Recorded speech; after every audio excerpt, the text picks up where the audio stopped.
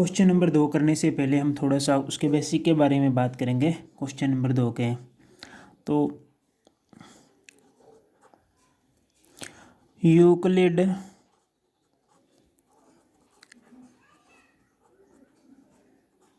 विभाजन एल्गोरिथम,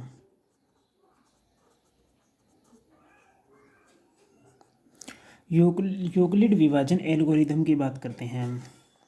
तो इसमें क्या है, जैसे 2 नंबर माने मैंने, एक होता है सम, एक होता है विषम। ठीक है, सम संख्या वो होती है जिसमें 2 का पूरा पूरा भाग जाता है और विषम संख्या जिसमें 2 का पूरा पूरा भाग नहीं जाता। तो हमने यूक्लिड विभाजन प्रमेय की बात करी थी, क्या थी, ए बराबर था बी क्यू प्लस आर था। ठीक है, यहाँ पर ए बी क्या होता है, भाज्य होता है, क्यू क्या होता है, भागफल, और आर क्या होता है, शेषफल, रिमाइंडर बोलते हैं जिसको। ये हमने पिछले वीडियो में बात की थी इन सब के बारे में। ठीक है, तो सबसे पहले मैं बात करता हूँ सम संख्या के लिए। ठीक है, कोई भी सम संख्या ले ली मैंने, जैसे कि ले ली 10 है, 10 कोई संख्या है। ठीक है, और 10 में किसका भाग दिया मैंने, 2 का भाग दिया, तो कितने पर गया, 5 पर गया। 10 में मैंने 2 का भाग दिया, पूरा पूरा भाग गया 5 पर। ठीक है, और शेषफल हमारे पास में कितना बचा, 0, 5 दूनी 10। इसी प्रकार मैंने कोई संख्या ले ली, 12 ले ली, चलो सम, 12 में 2 का भाग दिया, कितना आया, 6, प्लस शेषफल क्या बचा, 0 बचा। इसी प्रकार मैंने सम संख्या ले ली, 100 ले ली, 100 में मैंने किसका भाग दिया, 2 का भाग दिया, कितना पर गया, 50 पर, शेषफल क्या बचा, 0 बचा।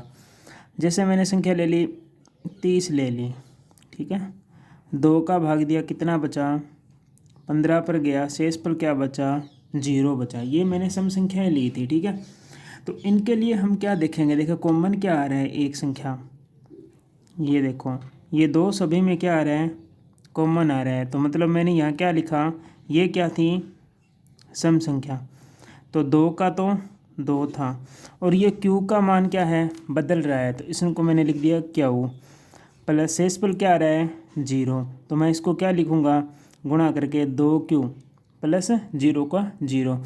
हम इसको 2q भी लिख सकते हैं, हम इसको 2n भी लिख सकते हैं, हम इसको 2m भी लिख सकते हैं, कुछ भी लिख सकते हैं। ठीक है, तो जहाँ पर सम संख्या की बात होगी वहाँ मैं 2q या 2n या 2m लिखूँगा। ठीक है, ये आपको थोड़ा सा ध्यान में रखना है।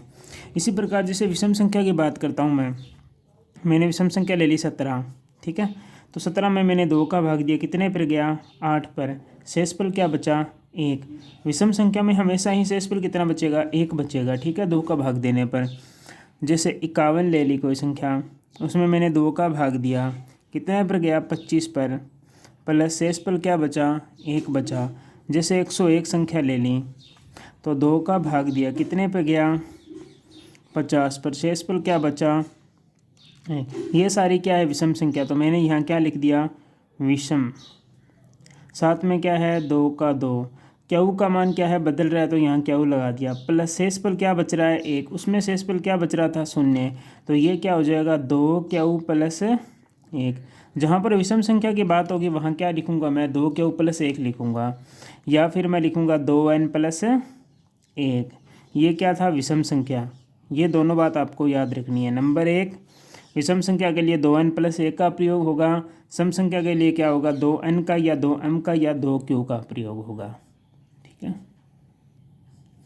क्वेश्चन नंबर 2, दर्शाइए कि कोई धनात्मक विषम पूर्णांक 6q प्लस 1 या 6q प्लस 3 या 6q प्लस 5 के रूप में होता है।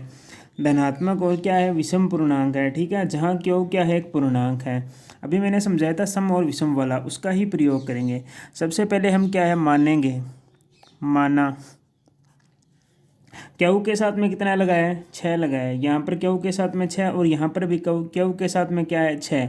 तो बी का मान कितना हो जाएगा, बी का मान हो जाएगा 6 हो जाएगा, क्योंकि क्यू के साथ में लगा है तो वो बी का मान होता है। उसके बाद में हमें ज्ञात करना है आर का मान। आर का मान हमेशा ही इस बी से छोटा होता है, ठीक है। तो बी से छोटी संख्या कौन कौन सी होगी? 0, 1, 2, 3, 4, 5, ठीक है। ये 5 संख्या है, बी मतलब 6 से छोटी है, तो ये किसका मान हो जाएगा? आर का मान हो जाएगा, ठीक है। अब देखो एल्गोरिथम विभाजन प्रमेय क्या थी? ए बराबर क्या था? बी क्यू प्लस आर था, और ए क्या है? कोई संख्या है, तो यहाँ लिख दें ए कोई संख्या है,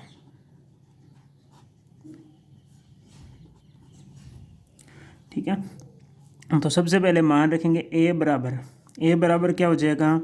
देखो बी का मान कितना है? 6, तो यहाँ लिख दूंगा 6। क्यू प्लस आर का मान क्या है? 0, तो हमने यहाँ आर का मान क्या लिख दिया? 0 लिख दिया, ठीक है। इसी प्रकार दूसरे में क्या लिखेंगे? ए बराबर क्या हो जाएगा? 6, बी का मान क्यू प्लस आर का मान कितना हो जाएगा? 1 हो जाएगा। इसी प्रकार तीसरे में ए बराबर 6 प्लस आर का मान कितना? 2। यहाँ से आर का मान लिखना है हमें बारी बारी से।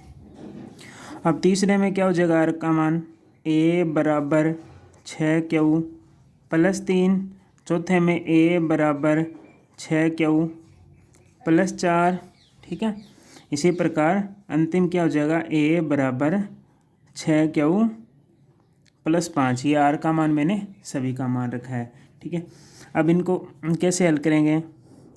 6 में शून्य जोड़ा कितना हो गया? 6, ठीक है। अब इसमें देखो इसको हम कैसे बना सकते हैं? इसमें क्या कॉमन आ रहा है? तो मैंने 2 को बाहर कॉमन ले लिया, तो अंदर क्या बचेगा? 3 बचा। 2 को मैंने बाहर कॉमन लिया, तो अंदर क्या बचा? 3 बचा, ठीक है। अब जो ये 3 है, इसको मैंने क्या माना है? n माना है, पूरे को, ब्रैकेट वाली संख्या को, तो ये हो जाएगा 2n।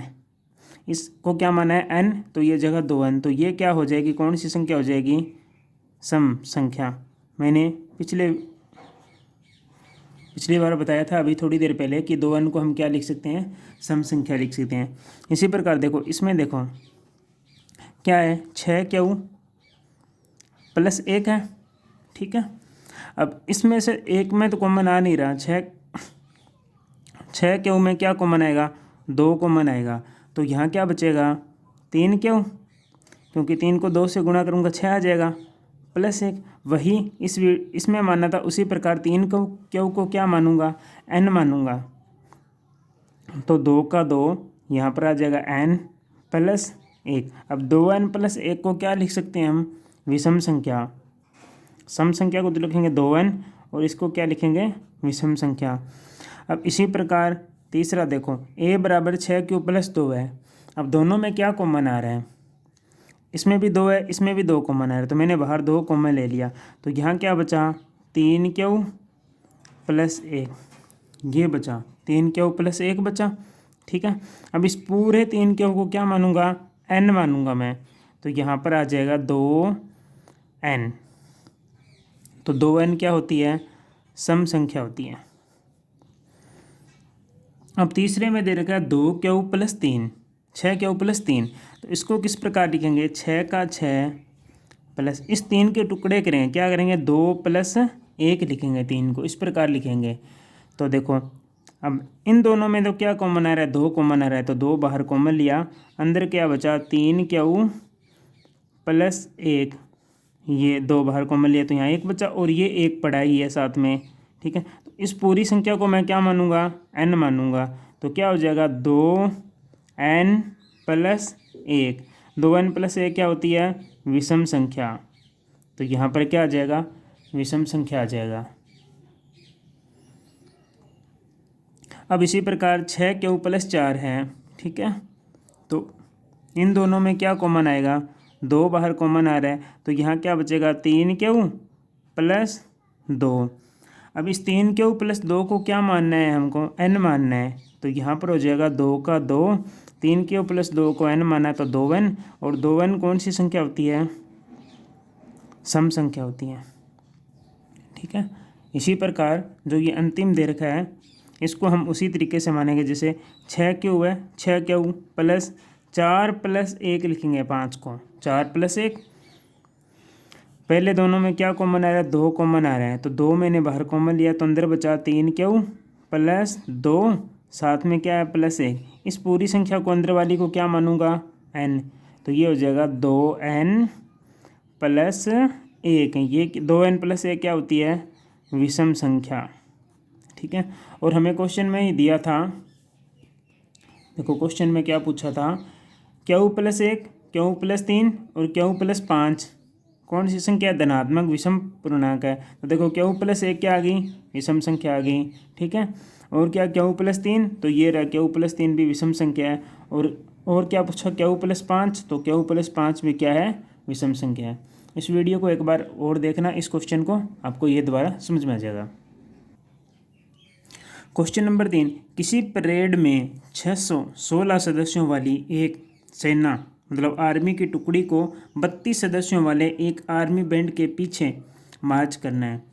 ठीक है, दोनों समूहों को समान संख्या वाले स्तंभों में मार्च करना है। इन स्तंभों की अधिकतम संख्या, यहाँ पर वर्ड पर ध्यान देना थोड़ा सा, अधिकतम संख्या पूछा। ठीक है, क्या है जिसमें वे मार्च करें। ठीक है, तो इसने क्या है कि किसी परेड में 616 सदस्य हैं सेना के। ठीक है, एक टुकड़ी और 32 सदस्यों वाले एक आर्मी बैंड है।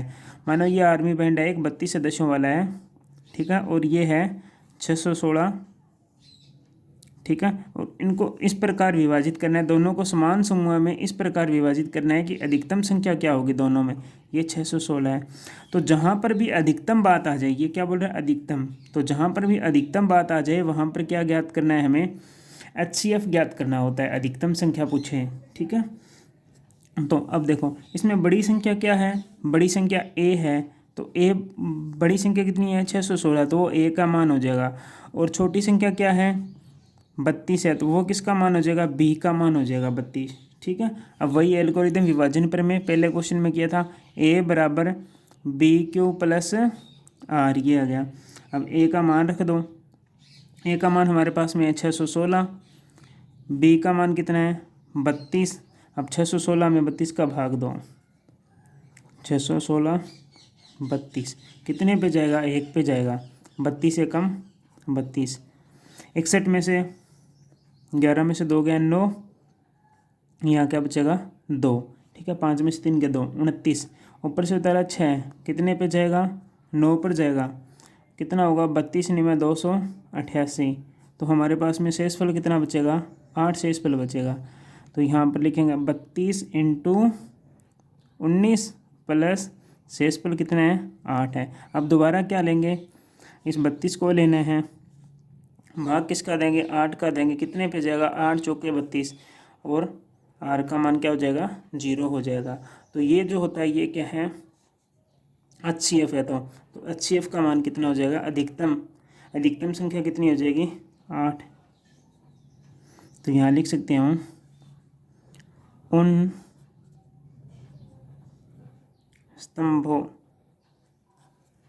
की अधिकतम संख्या बराबर कितनी है 8। तो स्तंभों की अधिकतम संख्या कितनी हो जाएगी 8 हो जाएगी।